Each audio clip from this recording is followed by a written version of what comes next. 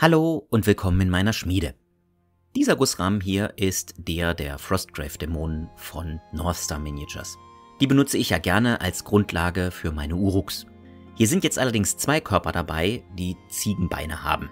Für Tiermenschen oder Dämonen geht das vielleicht, aber nicht, wenn man Orks daraus machen will. Von meinen Wagreiter-Umbauten habe ich auch noch die Beine der Morannon-Orks übrig. Die habe ich einfach aufgehoben, weil man weiß ja nie. Heute werden die ihre Verwendung finden.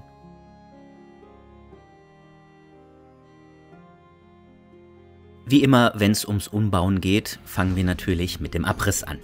Dazu müssen erstmal die Ziegenbeine ab, denn die werden nicht mehr gebraucht. Es ist hier auch nicht ganz so wichtig, die komplett glatt abzutrennen, weil die Beine werden am Ende gar nicht mehr gebraucht und kommen endgültig weg. Ich habe nämlich nichts, wo ich Ziegenbeine dieser Größe benutzen könnte. Anschließend glätte ich die Ränder der Sägeflächen am Körper mit dem Messer. Der Grund dafür ist, dass ich bei einigen Modellen mit 0,5 mm dickem Polystyrol die Beine wieder etwas verlängern musste, sonst sah die Figur extrem zusammengestaucht aus. Damit das gut funktioniert, muss diese Stelle eben richtig glatt sein. Jetzt kommen wir zum Wiederaufbau, obwohl das Wort ein bisschen hochgegriffen ist, denn der ist recht simpel.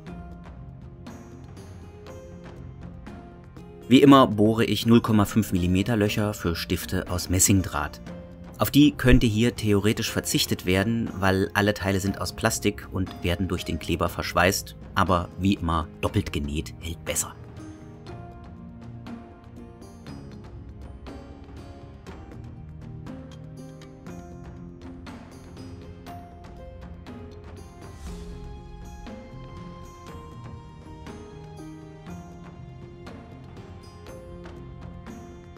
Das einzige Problem ist, dass das zusammengesetzte Modell etwas klein wirkt.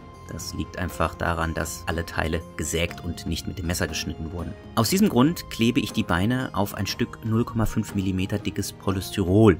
Das klingt erstmal nach nicht viel, aber manchmal reicht schon ein so kleines bisschen aus, um die Proportionen eines Modells zu verändern und es größer wirken zu lassen.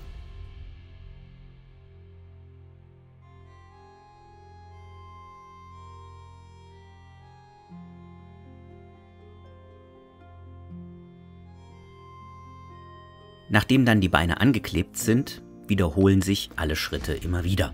Beine absägen, Löcher für Stifte bohren und die Beine ankleben.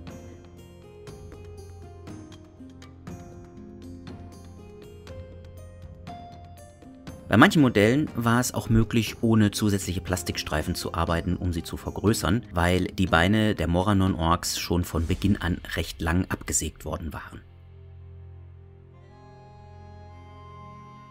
Und so sehen die neu geschaffenen Uruks für Herr der Ringe aus. Wie immer hoffe ich, dass euch das Video gefallen hat und wenn es das getan hat, dann lasst mir einen Like oder Kommentar da, abonniert den Kanal, teilt das Video und läutet die Glocke. Eben alles, was ihr so von YouTube kennt und bis bald in meiner Schmiede.